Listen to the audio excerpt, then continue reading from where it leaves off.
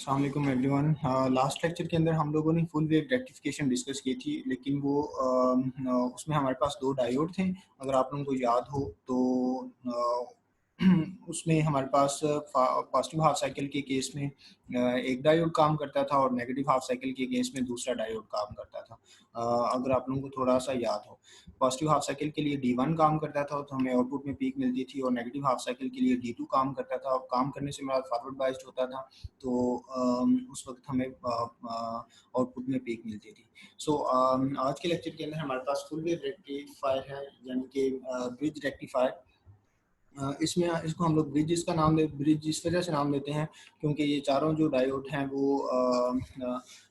Bridge की form में एक दूसरे से कनेक्टेड होते हैं। सो पॉजिटिव हाफ साइकिल जब हम लोग इसको इनपुट के तौर पे दे रहे होते हैं तो आफ्टर दिस ट्रांसफार्मर जो इसके पास भी सेकेंडरी आ रहा होगा, वो इन दो पॉजिटिव हाफ साइकिल के केस में D1 और D2 में से पास होगा, जैसा कि यहाँ पे ये पर्पल कलर की लाइन से शो किया गया हुआ है। सो D1 और D2 से पास होगा, यानी कि ये उस वक्त फॉरवर्ड बाइस्ड होंगे और ये दोनों उस वक्त रिवर्स बाइस्ड होंगे।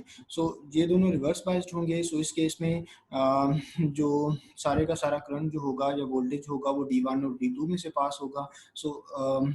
हमारे पास जो आउटपुट में इस तरह की पीक आ जाएगी।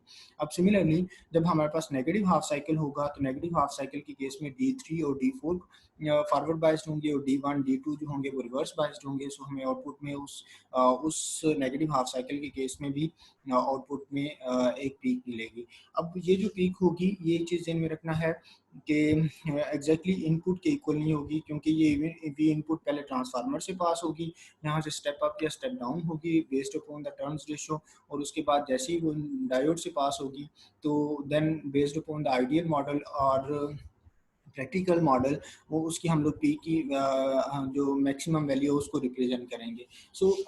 जो आपके पास यहाँ पे ये चीज़ डिफाइन की हुई है कि जो वीपी आउटपुट होगी, peak value of the output voltage होगी, वो वीपी सेकेंडरी के इक्वल होगी आइडियल केस में।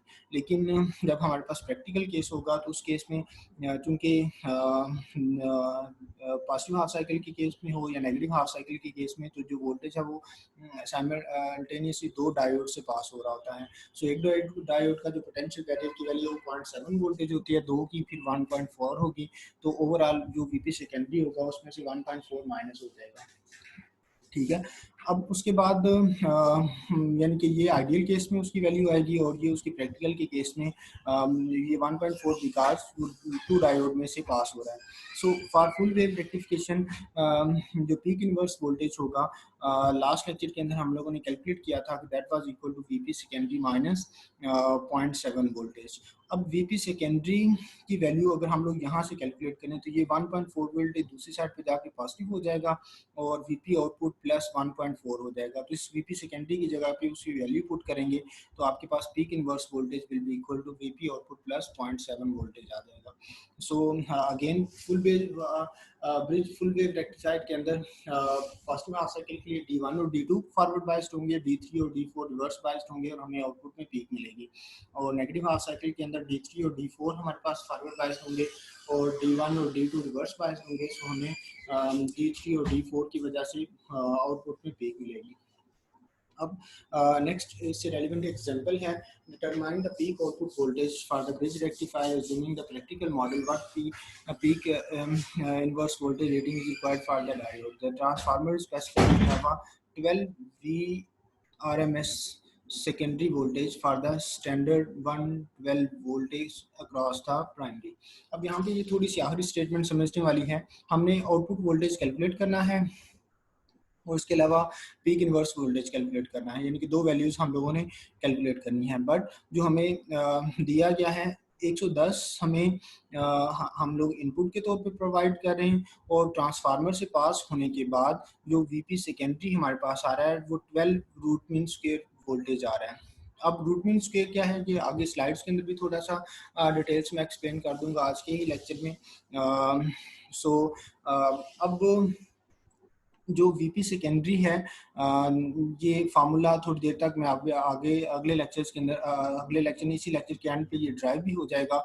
वीपी सेकेंडरी जो है जब आप उसको रूट मीन को सिंपल में कन्वर्ट कर रहे होंगे रूट मीन वोल्टेज को, तो उसको हम लोग ये अंडर रूट 2 की वैल्यू है, सो 1.414 वी आर एम एस की वैल्यू 12 वोल्ट दी हुई है, सो उसको मल्टीप्लाई करवाएंगे तो हमारे पास वीपी सेकेंडरी की वैल्यू आ जाएगी। यानी कि ये हमारे पास ड्राइव्ड फार्मूला है जो कि लेक्चर के एंड के ऊपर में इस लेक्चर के इस पोर्शन के अंदर या जो सेकंड लेक्चर होगा इसी से रेलिवेंट, उसमें मैं आप लोगों को रिकॉर्डिंग इसकी डेरिवेशन दे दूंगा।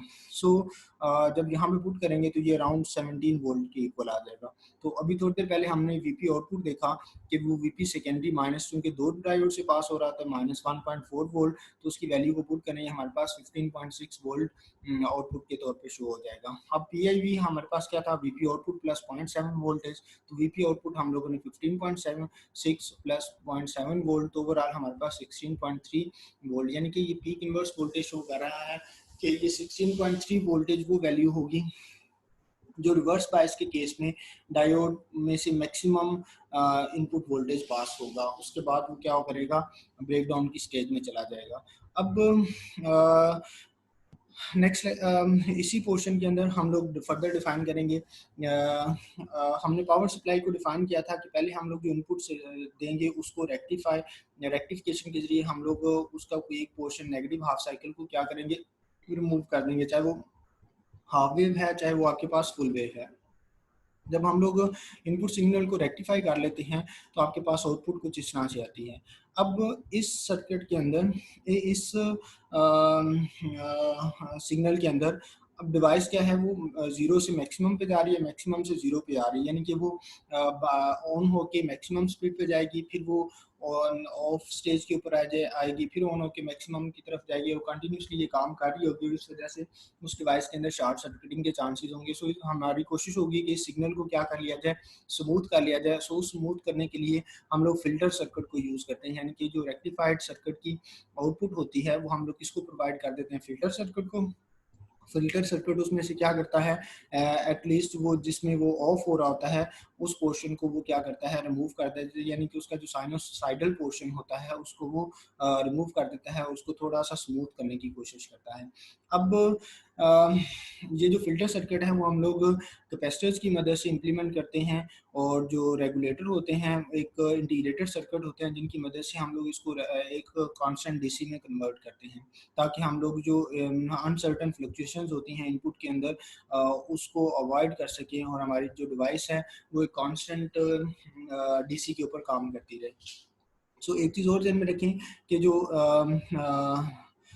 इनपुट के कोरस्पॉन्डिंग जो हाफ वेव रेक्टिफाइड सर्किट होता है उसकी जो आउटपुट होगी उसकी जो फ्रीक्वेंसी होगी वो 60 हर्ट्ज होगी, और जो फुल वेव रेक्टिफाइड की आउटपुट होगी उसकी जो फ्रीक्वेंसी होगी वो 120 हर्ट्ज होगी, यानी कि डबल्स द हाफ वेव होगी। सो नेक्स्ट के अंदर हमारे पास कैपेसिटर इनपुट फिल्टर सर्किट है जिसमें हम लोगों ने हाफ वेव रेक्टिफिकेशन को यूज़ किया हुआ है। सो अब इसके अंदर हमारे पास क्या है कि जब हमारे पास पॉजिटिव हाफ साइकिल शुरू होगा, बिल्कुल यहाँ से जब पॉजिटिव हाफ साइकिल यहाँ से शुरू होगा तो यहाँ से ऑनवर्ड पॉजिटिव हाफ साइकिल के लिए ये डायोड फॉरवर्ड बाइस्ड है, तो ये कैपेसिटर को क्या करना शुरू कर देगा, चार्ज करना शुरू कर देगा। जैसे जैसे ये ऊपर पीक वैल्यू चलती जाएगी, ये मैक्सिमम वैल्यू तक जाएगा तो कैपेसिटर उस वक्त फुल्ली चार्ज हो चुका होगा। अब उसके बाद जैसे ही इनपुट सिग्नल जो है वो ये डॉटर लाइन को फॉलो करेगा, नीचे की तरफ इस जीरो तक आएगा, मीन वाइल ये जो कैपेसिटर होगा वो डिस्चार्ज होना शुरू हो जाएगा। मीन वाइल कैपेसिटर क्या होना शुरू हो जाएगा, डिस्चार्ज होना शुरू हो जाएगा। अब ये यहाँ तक, अब उसके बाद भी आगे हमें पीक मिलती है, उसके वहाँ से क्या होता है, ये T1 से T2 का टाइम है जिसमें नेगेटिव हाफ साइकिल होता है। नेगेटिव हाफ साइकिल के केस में डायोड क्या होता है आपके पास, रिवर्स बायस्ड, सो ये ओपन सर्किट के तौर पे बिहेव करता है, लेकिन कैपेसिटर चूंकि उस वक्त चार्ज होता है सो वो कंटिन्यूसली डिस्चार्ज हो रहा होता है। सो इस पॉइंट से ऑनवर्ड T2 तक वो क्या करता है, T2 तक भी वो क्या होगा, डिस्चार्ज होता रहेगा। उसके बाद वो जैसे T2 से इस पॉइंट तक आएगा, ड्यूरिंग दिस डायोड दोबारा से क्या हो जाएगा, फॉरवर्ड बाइस्ड हो जाएगा, और ड्यूरिंग दिस टाइम भी वो कंटिन्यूसली अभी कैपेसिटर क्या हो रहा होगा, डिस्चार्ज हो रहा होगा। क्योंकि आप लोगों को पता है कैपेसिटर की जो चार्जिंग होती है वो फास्ट होती है और डिस्चार्जिंग होती है वो स्लो होती है। So from this peak to zero को डिस्चार्ज हो रहा होगा, zero to this peak discharge हो रहा होगा क्योंकि ड्यूरिंग दिस रिवर्स बायस होगा, यहाँ तक भी डिस्चार्ज हो रहा होगा और T2 से इतने पोर्शन तक भी वो डिस्चार्ज हो रहा होगा। और जैसे ही वो यहाँ से आके ये इनपुट सिग्नल दोबारा से उसको यहाँ से कैरी करेगा तो उस कैपेसिटर को दोबारा से फिर वो क्या करेगा, चार्ज करना शुरू कर देगा और मैक्सिमम तक चार्ज करेगा और कंटिन्यूसली इसी तरह से प्रोसीजर चलता रहेगा। और एट द एंड आपके पास क्या होगा, पहले चार्जिंग शुरू होगी, यहाँ से वो कंटिन्यूसली इस तरह से मूव करता रहेगा और ड्यूरिंग दिस पीरियड वो क्या हो रहा होगा, डिस्चार्ज हो रहा होगा। और जैसे इनपुट दोबारा कि यहाँ पे उसको कैरी करेगी फिर वो चार्ज होना शुरू हो जाएगा और आगे फिर इस तरह से डिस्चार्जिंग, चार्जिंग, डिस्चार्जिंग और इस तरह से आपके पास ये जो पीक मिली होगी, इसमें अगर आप लोग गौर करें तो ये वाला जो पोर्शन जिसके अंदर वो जीरो की तरफ डिवाइस जाती है, बंद होने की तरफ डिवाइस जाती है, वो कम हो गया है। यहाँ पे थोड़ी सी फ्लक्चुएशन रह गई है, इसको हम लोग फर्दर कैपेसिटर की वैल्यू को बढ़ा के या फिर रेगुलेटर के सर्किट की मदद से मजीद इसको क्या कर लेते हैं, स्मूथ कर लेते हैं। सो ये एग्जांपल थी हाफ वेव की। जब फुल वेव का होता है तो चूंकि वो नेगेटिव हाफ साइकिल के लिए भी फ़ौरन स्टार्ट कर देता है, तो इसमें जो नेगेटिव पोर्शन यहाँ डिस्चार्जिंग हो रही होती है, तो ये नेगेटिव हाफ साइकिल के भी आपको आउटपुट मिलती है, तो उस केस में फॉरवर्ड बायस्ड होता है, तो उस केस में भी ये इसकी जो चार्जिंग होती है वो दोबारा से जल्दी स्टार्ट हो जाती है और इसका रिपल फैक्टर जो होता है, रिपल फैक्टर जो होता है वो कम होता है as compare to the half wave rectification. यहाँ पे देखें ये रिपल फैक्टर की वैल्यू जो है वो ज़्यादा है as compare to ripple factor value of the full wave. अब ये ज़्यादा क्यों होती है, क्योंकि नेगेटिव हाफ साइकिल के अंदर, हाफ वेव के अंदर वो रिवर्स बाइस्ड होता है। रिवर्स बाइस्ड होता है तो वो मतलब आउटपुट में आपको जीरो दे रहा है लेकिन डिस्चार्ज कैपेसिटर की डिस्चार्जिंग कंटिन्यूसली होती है, सो इस वजह से ये वाली जो रिपल फैक्टर की वैल्यू है वो बढ़ जाती है। लेकिन फुल वेव के अंदर क्या होता है, वो नेगेटिव हाफ साइकिल के केस में भी आपको पीक देता है, तो इस वजह से वो उसको आगे जल्दी कैरी कर लेता है, फिर दोबारा से उसको चार्ज करना शुरू कर देता है। सो इस वजह से उसकी जो रिपल फैक्टर की वैल्यू है वो कम होती है as compare to half wave. अब यहाँ पे एक चीज़ और ध्यान में रखें कि ये आपके पास डीसी करंट है, डीसी वोल्टेज या करंट बोल रहे हैं। अब उसके अंदर यहाँ पे अभी भी थोड़ा सा अल्टरनेटिंग पोर्शन है, यानी कि एसी करंट का अभी भी थोड़ा सा पोर्शन है। सिमिलरली यहाँ से जाके फिर थोड़ा सा पोर्शन है, इसमें वो मतलब उसकी अप्लायंस की या जो डिवाइस आप इससे चला रहे हैं उसकी स्पीड यहाँ पे कम या ज़्यादा हो रही होगी, लेकिन इसको हम लोग रिमूव कर लेते हैं। सो पॉइंट इज कि चाहे वो हाफ वेव रेक्टिफिकेशन है या फुल वेव रेक्टिफिकेशन है, उसमें स्टिल अभी भी हमारे पास अल्टरनेटिंग जो उसकी डायरेक्शन को चेंज कर रहा है वो स्टिल एग्जिस्ट करता है। सो जो इस चीज़ को हम लोग फर्दर या तो कैपेसिटर की वैल्यू को इंक्रीज करके चेक कर लेते हैं या फिर हम लोग यहाँ पे जो है ना रेगुलेटर वगैरह को यूज़ करके इसको फर्दर फिर कांस्टेंट डीसी में कन्वर्ट कर लेते हैं। अब ये जो मैंने बातें बोली हैं वो सारी मैंने यहाँ पे लिखी हुई हैं। जो रिपल फैक्टर, सॉरी ये कैपिटल आर नहीं है, ये स्मॉल आर है, इज इक्वल टू है peak value of the ripple voltage, peak value of the ripple voltage divided by the DC voltage। अब ये जो रिपल वोल्टेज है और DC वोल्टेज हैं, इनके फार्मूलाज हैं जो यहाँ पे दिए हुए हैं। ये फार्मूलाज 1 और 2 ये आप लोग ड्राइव कर सकते हैं, नेट से आप लोगों ने सर्च करके इसको खुद से ड्राइव करना है। मैं इसकी डेरिवेशन नहीं दूंगा, ये आप लोग इसको अपनी असाइनमेंट समझते हुए इसको खुद से ड्राइव करेंगे।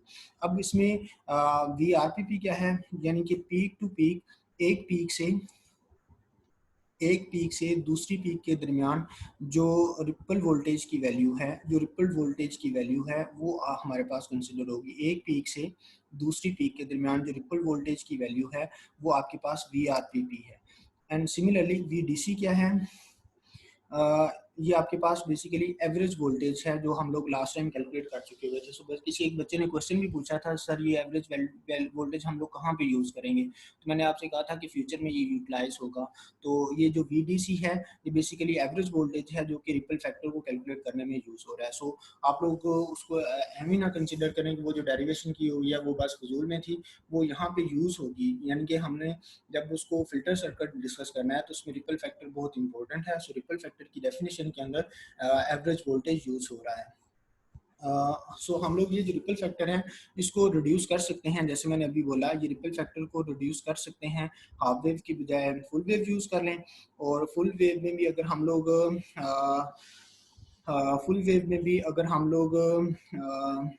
जो है ना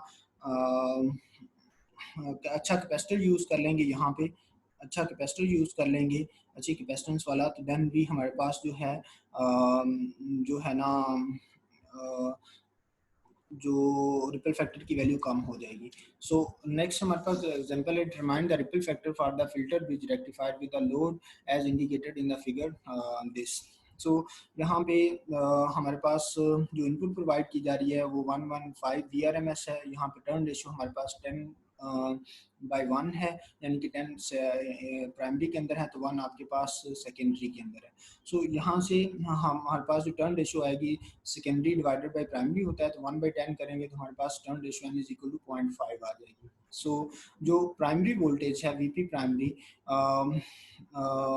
वो हमारे पास जो दिया हुआ है वो VRMS की फॉर्म में दिया हुआ है, तो इसको हम लोगों ने सिंपल वोल्टेज की फॉर्म में कन्वर्ट करना है। तो अगेन फार्मूला जो है हम लोग इसको क्या करेंगे, 115 को 1.414 से मल्टीप्लाई करवाएंगे तो हमारे पास सिंपल वोल्टेज आ जाएगा रूट मीन स्क्वायर वैल्यू की बजाय। सो वीपी प्राइमरी किस चीज़ के इक्वल हो जाएगा, 163 के इक्वल हो जाएगा। इसको कंफ्यूज नहीं करना लास्ट एग्जांपल के साथ कि यहाँ पे इनपुट में 110 वोल्ट था, लेकिन वीपी सेकेंडरी उन्होंने बोला था, VP secondary root mean square की फॉर्म में दिया था, तो इस वजह से हमने वीपी सेकेंडरी को सिंपल वोल्टेज में कन्वर्ट किया था। लेकिन इस एग्जाम्पल के अंदर हमें जो है इनपुट ही रूट मीन स्क्वायर की फॉर्म में दी हुई है, सो इस वजह से इनपुट को ही, प्राइमरी वोल्टेज को ही हमने सिंपल वोल्टेज में कन्वर्ट किया है। सो जो वीपी सेकेंडरी है, कैलकुलेट करने का फार्मूला क्या था, एन वीपी प्राइमरी। सो एन हमारे पास 0.1 है, तो उससे मल्टीप्लाई करेंगे तो 16.3 वोल्टेज आ गया आपका सेकेंडरी वोल्टेज। तो अब जब सेकेंडरी वोल्टेज आ गया तो हम लोग वीपी सेकेंडरी को यूज़ करते हुए हम लोग आउटपुट कैलकुलेट कर सकते हैं, जिसको हम लोग वीपी रेक्टिफाइड भी कह सकते हैं। यहाँ पे हमारे पास वीपी रेक्टिफाइड होगा, so VP rectified will be equal to VP secondary minus 1.4 due to 2 diodes. तो वीपी सेकेंडरी में से 1.4 is equal to 16.3 minus 1.4 14.9 voltage आ गया वीपी रेक्टिफाइड।